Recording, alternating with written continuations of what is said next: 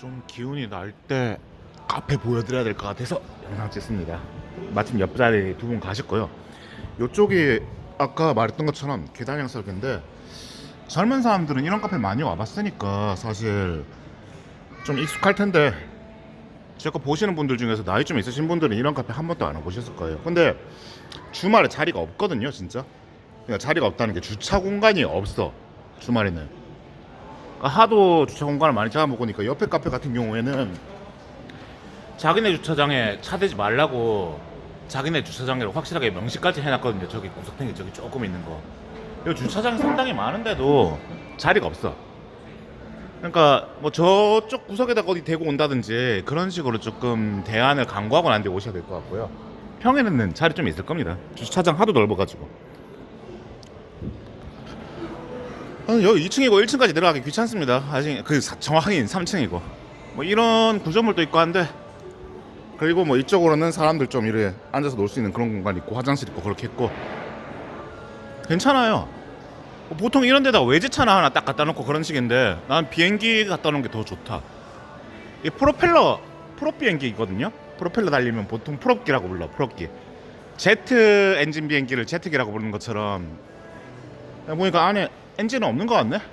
당연한 일이지만 여기에 보통 자동차 구동축 같은 게 딱 달려 있으면은 뺑뺑 돌아가면서 프로펠러가 돌게 된다 이런 건데, 모형이니까 무게도 줄여야 되고, 엔진 무게가 원래 자동차 무게 중에 상당수를 차지해가지고 없는 게 맞고,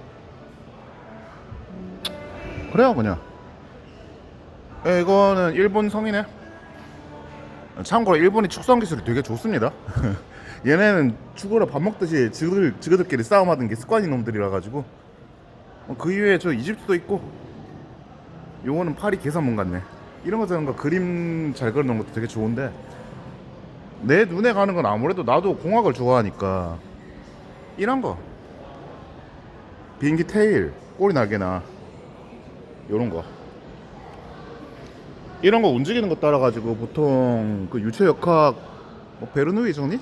뭐 하여튼 그런 것들이 조금 달라지니까 간단하게 그거 이야기만 하고 마무리할게요. 요새 할 말이 없어가지고.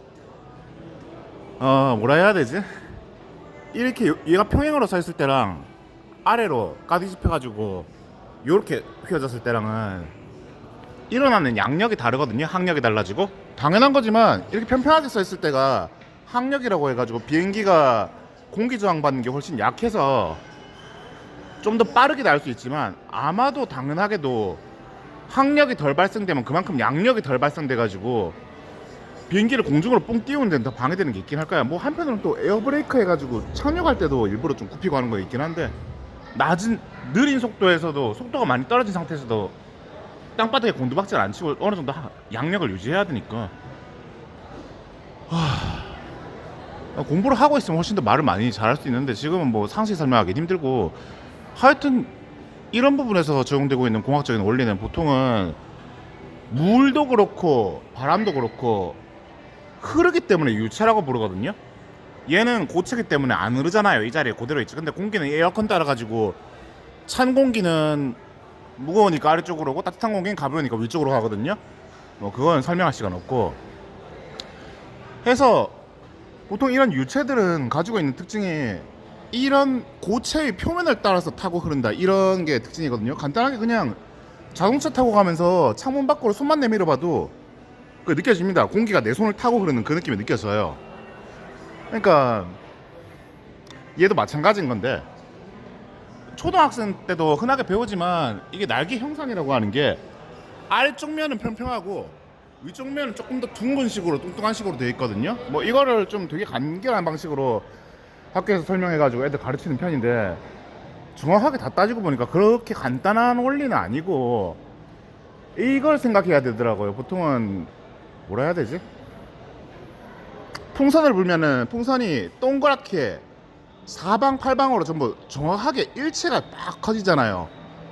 보통 풍선이 가지고 있는 그 탄성력이라고 하는 게 모든 부분이 다 일정하니까, 두께가 전부 일정하니까 이렇게 쫙 펴지는데, 이 중에서 예를 들면은 이쪽 부분만 풍선이 표면이 얇아가지고 공기가 많이 돌출돼서 이렇게 뽕 나온다. 예를 들면 그거 상상하시면 됩니다. 일반적인 동글동글한 풍선 말고 그 푸들 만드는 풍선아트 하는 그 풍선 있잖아요. 그 같은 경우에는 둥글게 커지는 게 아니라 어느 정도 커지고 나면 뒤쪽으로 쭉쭉쭉 길어지잖아.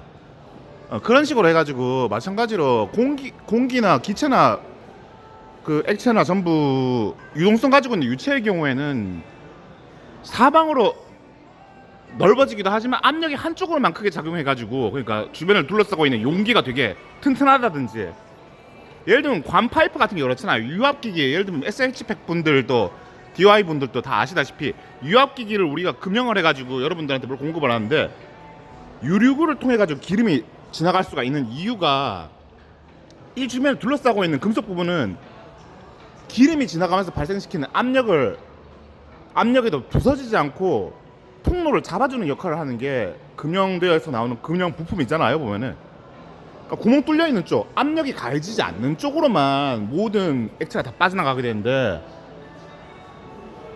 그런 거를 응용해가지고 만드는 게 날개입니다. 아까 말했던 것처럼 그 유체가 이 표면을 따라서 쭉 흐르게 되는데, 얘 같은 경우에는 거의 평평하기 때문에 표면을 따라서 이렇게 쭉 그대로 흐르지만, 위쪽은 아까 말했던 것처럼 좀 둥근 형상을 띠고 있거든요. 올라갈 수 있을지 모르겠네. 아이고 씨, 깰 것 같은데. 보시면 이렇게 대강 이런 느낌으로 둥글게 간다고 치면은 따로 잡아줄 수 있는 위치가 없네. 그냥 위에서 보면 둥근 게 보이잖아요. 둥글죠? 밑에는 평평하고. 그러니까 이 둥근 형상을 따라서 유체가 흐른다고 하면요, 관성이라고 하는 게 있거든요. 여기 지금 원형으로 땅이 설계되어 있는데, 내가 뛴다고 하면은 속도가 빠르면 빠를수록 정상적으로 빙글 도는 게 아니라 내 몸무게랑 내 속도가 가지고 있는 관성 운동력 때문에, 질량 곱하기 속도, 이것 때문에 이거의 운동량, 뭐라 해야 되나, 관성력, 직진을 하고 있던 관성, 이걸 유지하기 위해서 내 몸을 그대로 쭉 가려고 하는 거. 예를 들면 농구할 때도 이게 발바닥이 되게 고물로 되게 단단하게 되어 있는 게 아닌 것 같으면 땅바닥에 이렇게 미끌미끌한 경우에 쭉 미끌리거든요.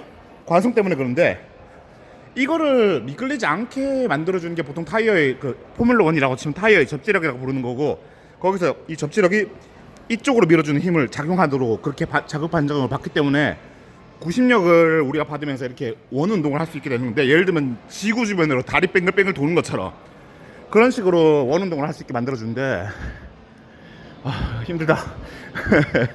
마찬가지라 가지고, 근데 마찬가지가 아니라 최근에 전투기에 대해서 올린 거 있었잖아요. 보면은 그 아스라다 이야기하면서 전투기 파일럿이 그 중력 가속도를 받는 것 때문에 머리에서 피가 빠져나가서 의식을 잃게 되면은, 요즘에 최신 전투기들 같은 경우에는 그대로 그냥 비행기가 땅바닥으로 곤두박질 치는 게 아니라 AI가 잠시 바톤을 넘겨바꿔서 파일럿이 정신 차릴 때까지 대신 조정을 해준다고. 그것도 사실상 관성 때문에 피가 밑으로, 예를 들면 이 비행기가 이렇게 해서 이렇게 가는 경우에는, 롤러코스터 하는 것처럼 이렇게 가는 경우에는 땅바닥 밑으로 중력이 땡기고 있는 그 힘 때문에 우리 피가 아래쪽으로 쏠리면서 머리에서 피가 빠져나가니까 사람이 의식을 잃게 되는 거거든요. 그런 거랑 마찬가지로 내가 이렇게 해서 뭐 자동차를 타고 이렇게 쫙 꺾어서 가고 있다 하면은, 내 몸은 사실 자동차에 타고 있어가지고 자동차 좌석에 붙잡아주고 있긴 하지만 안전벨트도 없고 의자도 뭐 탄탄하게 딱 둥글게 딱 안착시켜주는 그런 구조가 아니라고 한다면은 바깥으로 밀려나가 버리거든요. 그래서 자동차 문을 닫고 다니지 열고 다니지 않잖아요. 혹시라도 밀려날까 싶어가. 이 캐노피, 비행기 뚜껑 같은 경우에도 마찬가지고, 전투기 조종사 막 움직이다가 급격하게 급회전을 할 때 이런 게 없다고 하고 안전벨트가 없다고 하면서 사람이 바깥으로 튕겨나가잖아요. 그런 게 관성인데, 비행기 날개를 타는 유체, 기체의 경우에도 마찬가지라 가지고, 지금 밑에는 그냥 일직선 운동을 하기 때문에 딱히 관성의 영향을 받을 게 없어요. 얘는 가는 대로 쭉 가는 거기 때문에. 근데 위에 같은 경우에는 둥근 형상을 따라서 가기 때문에 이렇게 둥글게 가는데, 분명 유체가 표면을 따라가지고 둥글게 가긴 하는데, 실제로는 이렇게 곡선 운동을 하고 있는 거기 때문에 바깥으로 튕겨나가려고 하는 원심력이라는 게 작용되거든요. 실제로는 그냥 관성입니다. 내가 이렇게 동그란 경로를 따라서 가면은 바깥으로 미끄러지려고 하는 관성이 적용되는 것처럼 원심력이라고 하는 가상의 힘, 실제로는 그냥 직진하려고 하는 관성을 말하는 거예요.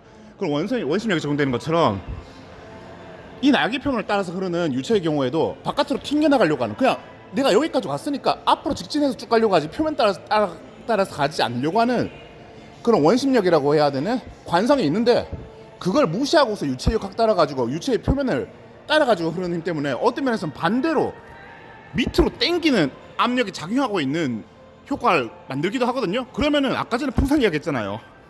풍선이 원래는 둥그렇게 퍼져야 되는데 그 푸들 풍선 같은 경우에는 위로 쭉 퍼진다고. 그런 것처럼 사실 공기가 가지고 있는 압력이라고 하는 거는 전체적으로 쫙 퍼진 압력을 말하는 건데, 이게 어느 일정 한쪽 부분으로만 압력이 많이 가해지게 되면 이쪽으로, 날개 쪽으로 붙는 쪽으로 압력이 가해지게 되면은 다른 쪽에서 발생되어야 되는 압력들이 줄어들게 되거든요.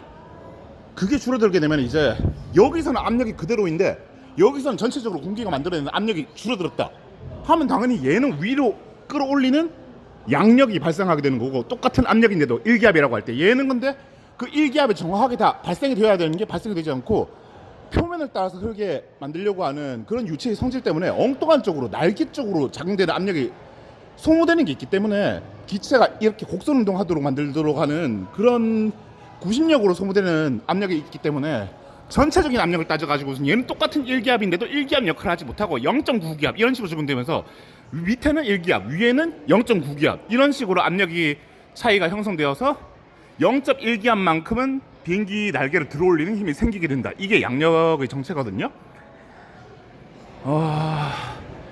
요거 내가 그렇게 군대에서 일은 안 하고 뭐 항공기 발달 역사에 대해서 봤다고 했었는데, 그 뭐 엑스윙인지 블로그 운영하는 사람이 적었던 글인데 작년인가 봤던 것 같아. 이 글을 원래는 학교에서 배우는 거는 여기서 출발했던 공기가 위로 갔든 아래로 갔든 똑같은 위치에서 다시 만나야 되기 때문에 여기 공기는 빠르고 여기 공기는 느려가지고, 그래서 뭐 베르누이 정리 따라가지고 여기 압력은 높고 여기 압력은 낮다 이런 식으로 설명이 됐었는데 그거 틀렸다고. 그게 아니라 아까 말한 것처럼 유체 역학 따라서 표면을 따라 흐르는 유체가 구심력을 작용하는 것 때문에 압력을 일부 상실하는 효과가 나와가지고, 그래가지고 여기 양력, 여기에 기압이 약하고 위에 밑에 압력이 높아가지고 항공기가 뜨는 거다, 이런 이야기를 글로 보면 좀 재밌었던 기억이 있거든요. 본인도 그렇게 이야기해요. 언젠가 자기가 항공기에 대한 지식이 되게 많으니까 초등학교에 초빙을 받아가지고 그냥 옛날에 알던 방식으로 처음에 출발하는 공기가 뒤에 가서 만나게 된다.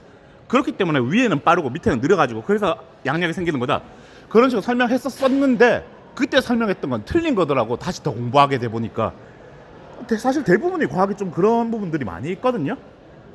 뭔가에 대해서 절대적이라고 생각하고 가르치면 절대 안 됩니다. 정치만 그런 게 아니라 과학도 마찬가지고 수학은 좀 예외가 돼요. 수학 같은 경우에는 규칙에 따라서 논리성을 구성하는 그런 학문이기 때문에 사실상 숫자 노름하는 것 같이 보여도 사칙연산을 가르치려고 수학을 가르치는 게 아니라 원주율, 원의 넓이 구하는 공식 이런 것들을 하는 이유가요, 미분적분 하는 거 그거 자체가 꼭 목적이 있는 게 아니라 일이 진행되는 논리성에 대해서 사람한테 체계적인 사고방식을 심어주려고 하는 게 수학이거든요.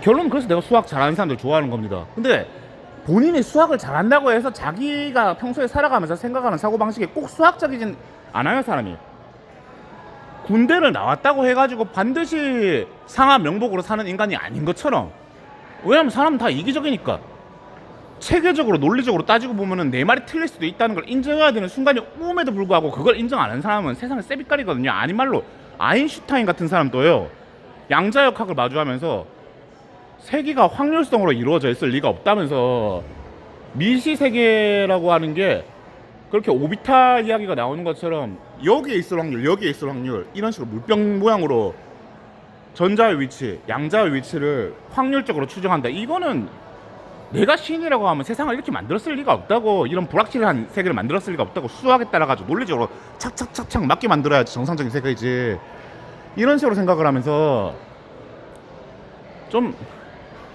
결국에 죽을 때까지 양자역학을 부정하다가 죽었다고 알고 있는데, 어쨌든 본인이 그걸 부정하기 위해서 열심히 이런저런 이론들을 많이 만들었다고 알고 있거든요. 그 뭐 우주 방정식인지 뭔지 하여튼 뭐 그런 거 있는데 나 기억도 안 나고 제대로 공부한 적도 없고, 그거는 대학 수준이 떨어진 대학을 갔으니까. 하여튼 그랬어요 그냥. 그러니까 본인도 마지막까지 끝까지 자기 자존심 지키기 위해서 자기를 긍정할 수 있는 그런 주장할 수 있는 거리들을 많이 만들어냈는데, 결론적으로는 그게 헛짓거리는 아니었던 게 오히려 아인슈타인이 했던 행동들이 더더욱 양자역학 발달에 도움이 되는 공식들을 만들어 놓고 그런 걸로 논쟁하면서 과학자들끼리 주고받았던 이런저런 아이디어나 새로운 체계나 패러다임이라고도 부르죠. 그런 것들이 겨우 인류 전체 발전에 도움이 됐다고 알고 있거든요. 그 사람은 내가 전에도 말했지만요, 어느 한 사람이 독불장군으로 이겨가지고 뭔가 해결되는 세상이 아니라 계속 경쟁하고 다투고 싸워가면서, 일본이랑 우리랑 서로 경쟁하는 것처럼 그러면서 실력이 늘어나고 발전하고 기술적으로 진보하고 문화적으로 진보하고 최종적으로 나를 다스리는 시스템 자체가 독재랑 민주주의랑 서로 경쟁을 하다가 서로 장점만 취합해가지고 정반합하는 것처럼 그래 발전하는 게 인류사기 때문에 고집이 어느 정도는 필요한 건 맞습니다. 단지 그 고집을 입증하기 위해서 아씨 저 새끼는 뭐 어떤 새끼다 저 새끼 말 들을 필요도 없어 이게 아니라 아인슈타인이 한 것처럼 논리적으로 내가 다른 공식을 만들어서라도 반박을 하려고 하는 게 무슨 정신이냐면은 수학자의 정신. 수학을 가르치는 이유는 그거라고요. 그러니까 엔간에서는 그래도 이공계 학자들을 더 좋아할 수밖에 없을 겁니다. 문돌이들은 아무것도 증명할 수 있는 기회가 없거든요. 그냥 내 말이 맞다 이거밖에 안 되지. 내가 보긴 그래요 이상.